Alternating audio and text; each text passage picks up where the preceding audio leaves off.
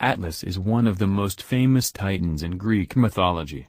He is best known for bearing the sky on his shoulders, a punishment inflicted on him by Zeus following the Titanomachy. Although Atlas' punishment is the most famous myth revolving around this titan, there are several other myths in which he is featured. Atlas is also commonly depicted in art, especially in sculpture, and may be easily recognized. This is due to the fact that he is traditionally portrayed as supporting a globe on his back. Sculptures of Atlas can be seen in different parts of the world. Atlas lineage. In Hesiod's Theogony, Atlas is said to be the son of Iapetus and Clymene. Iapetus was the son of Uranus and Gaia, and therefore was a brother of Cronus. Iapetus was one of the 4 titans who seized hold of Uranus, and held him down, while Cronus castrated him with a sickle. Clymene, on the other hand, was an Oceanid, that is a daughter of Oceanus and Tethys, and is sometimes called Asia. According to Hesiod, apart from Atlas, Clymene bore Iapetus 3 other children, Menoetios, Prometheus, and Epimetheus. The sons of Iapetus, with the exception of Epimetheus, were all punished by Zeus. In the Theogony, the lawless Menoetios was sent down to the darkness by wide-seeing Zeus with a smoking bolt, because of his wickedness and overbearing strength. And he bound crafty Prometheus in inescapable fetters, grievous bonds, driving them through the middle of a pillar. And he set a great winged eagle upon him, and it fed on his immortal liver, which grew the same amount each way at night as the great bird ate in the course of the day. While Menoetios was punished for his hubris, and Prometheus for tricking Zeus, for the benefit of humankind, Atlas was punished for the role he played in the Titanomachy. This was the great war that was fought between the Titans and the Olympians. The Titanomachy, which lasted for 10 years, ended with the defeat of the Titans. As a consequence, the Titans, with the exception of Prometheus and Themis, who had sided with the Olympians, were punished. The defeated Titans were imprisoned in Tartarus, the deepest region of the underworld. Atlas' punishment. Unlike his fellow Titans, Atlas was not imprisoned in Tartarus. According to some sources, Atlas was the leader of the Titans, and therefore had a special punishment waiting for him at the end of the war. It is also said that this punishment was chosen because Atlas was renowned for his great strength. Thus, Atlas was forced by Zeus to hold up the sky. Atlas, under strong constraint, holds up the broad sky with his head and tireless hands, standing at the ends of the earth, away by the clear-voiced Hesperides, for Zeus the resourceful assigned him this lot.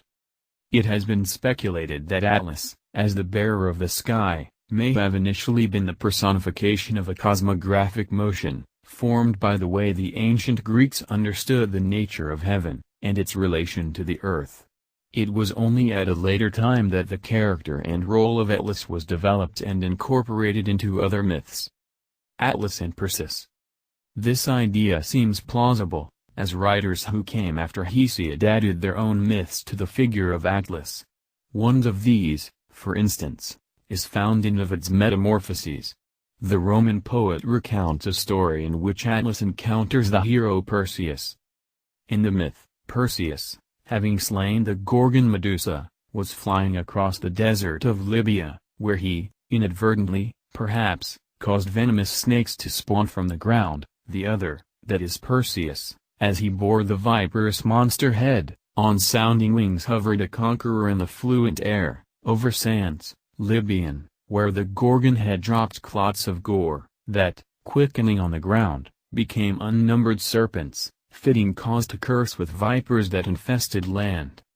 As Perseus was being blown around by the constantly changing winds, he decided to rest for the night in the western end of the earth, which was believed to be Atlas' domain.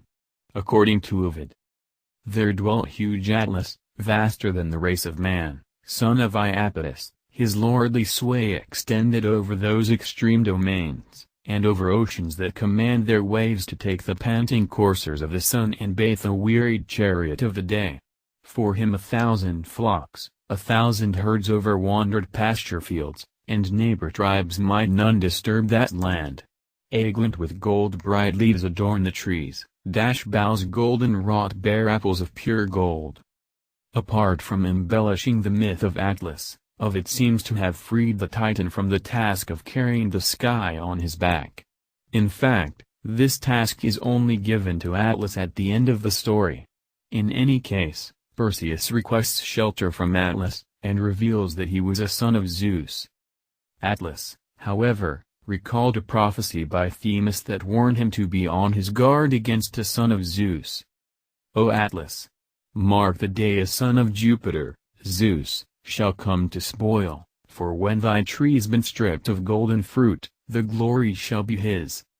Having received this prophecy, the Titan built solid walls around his orchard, got a dragon to keep perpetual guard over his golden apples, and expelled any stranger who came to his land. Therefore, Atlas told Perseus to leave his land and tried to expel him by force.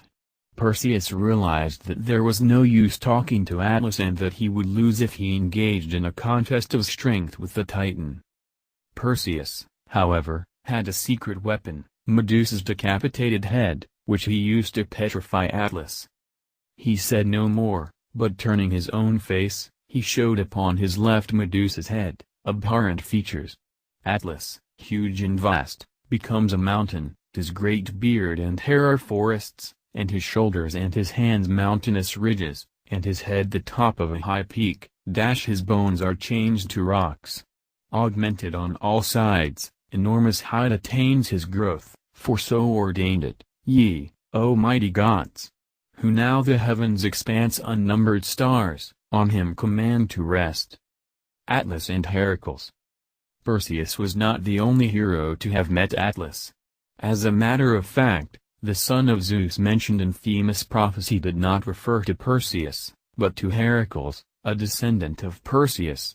The hero encounters the Titan as part of his 12 labors. For his 11th labor, Heracles was required to obtain the golden apples of the Hesperides. Unlike Ovid's account, where the apples are said to belong to Atlas, the apples in this story are said to have been a wedding gift by Hera to Zeus. The apples were to be found in the garden of the Hesperides, Hera's orchard, and guarded by a 100-headed dragon called Ladon, as well as the Hesperides, the nymphs of the evening. According to some sources, the Hesperides were the children of Atlas. The first task Heracles had to accomplish was to locate the garden of the Hesperides, as he had no idea where it was situated. As a consequence, he traveled widely, across Libya, Egypt, Arabia, and Asia, having many adventures along the way. For example, at one point, Heracles was stopped by Canos, a son of Ares, who demanded a fight with the hero. Although Heracles complied, the fight was broken up by a thunderbolt. After this encounter, Heracles continued his journey to Ilaria, where he seized Nereus, a sea god, since he knew the location of the garden. Although Nereus transformed himself into all kinds of creatures in an attempt to escape, Heracles did not loosen his grip. Eventually, Nereus gave up and revealed the location of the garden. According to some versions of the myth, the garden is located at the western edge of the earth, while others place it beyond the earth's northern end. As Heracles continued his journey to the garden of the Hesperides, he came to the rock on Mount Caucasus, where Prometheus was chained by Zeus. Heracles killed the eagle that tormented the Titan and set him free. In gratitude, Prometheus told him the secret to getting the apples. Therefore, when Heracles arrived at his destination he did as Prometheus told. Instead of getting the apples himself, Heracles asked Atlas to get them for him. In return, Heracles held the sky up for Atlas while he was away. This benefited both parties, as Heracles did not need to face the apples' guardians and the task temporarily relieved Atlas of his burden. When the Titan returned, he told Heracles that he would take the apples himself to Eurystheus, thereby completing the labor for the hero. He also had the cheek to tell Heracles to continue holding up the sky for the rest of eternity. Heracles cunningly played along, agreeing to go on bearing the sky on his shoulders forever. Heracles, however, made a small request, asking the Titan if he could hold the sky for one moment, so that he may turn his cloak into a sort of padding for his shoulders, thereby making the task less uncomfortable. Atlas agreed to do so, but once the sky was back on Atlas' shoulders, Heracles picked up the apples and returned home. In some versions of the tale, Heracles did not request Atlas' aid but went and plucked the apples himself. In yet another variation of the myth, Heracles built 2 pillars to hold up the sky, thereby freeing Atlas from his punishment. Atlas in art. Atlas is frequently presented in art, especially in sculpture. The Titan can be easily recognized due to the fact that he is almost always depicted carrying a globe on his shoulders.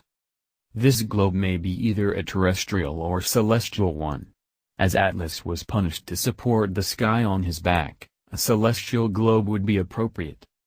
It is a common misconception, however, that Atlas was punished to carry the earth on his back. This is evident in the fact that he is sometimes depicted carrying a terrestrial globe. One of the most famous sculptures of Atlas is the Farnese Atlas, which is housed today in the National Archaeological Museum in Naples, Italy. The sculpture is believed to be a 2nd century AD Roman copy of a Greek original and is named after the wealthy Italian Farnese family. The celestial globe on the back of this sculpture is considered to be one of the oldest depictions of the sky as the ancients saw it. The depiction of Atlas is not limited to classical art, as he is found in modern art as well. An example of the latter is Lineage's Atlas, a bronze sculpture in Rockefeller Center, New York. The sculpture was installed in 1937. It may be mentioned that in addition to the Titan, there is a lesser-known Atlas in Greek mythology. According to Plato, there was an ancient king by the name of Atlas. This king was a son of Poseidon and was the first king of the legendary Atlantis.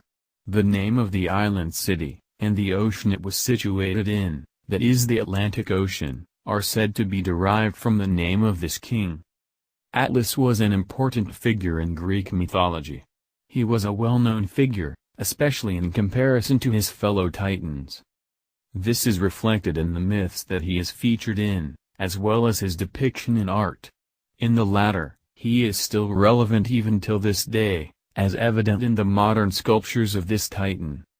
Furthermore, due to Atlas' globe, both terrestrial and celestial, the Titan has been associated with both cartography and astronomy. An atlas, for instance, is a book of maps or charts. Atlas is also sometimes thought to be the inventor of astronomy. Lastly, it is from Atlas that both the sunken city of Atlantis and the Atlantic Ocean derive their names. It should be remembered, however, that this Atlas was a son of Poseidon rather than the Titan.